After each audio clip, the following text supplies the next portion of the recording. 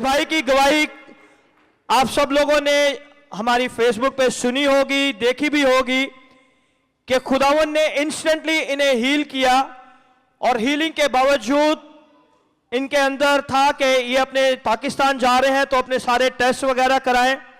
तो इन्होंने अपने सारे दिल के टेस्ट, अपने सारे टेस्ट, मेडिकल टेस्ट करवाए और डॉक्टरों ने कहा कि आपको कोई भी सीने की, अस्थमैटिक की या गैस्ट्रिक की कोई तकलीफ नहीं, ना कोई हार्ट की तकलीफ है, आप बिल्कुल तौर पे, कामिल तौर पे फिट हो, आप पाकिस्तान जा सकते हो। ये खुदावन के नाम को जलाल देने के लिए आए हैं कि इंस्टेंटली खुदावन ने इसी मजबा पे इन्हें छू के कामिल तौर पे शिफा दी और खुदावन के नाम को जलाल दिया। जोरदार तालियां बजाएं, यीशु के नाम को जलाल दे।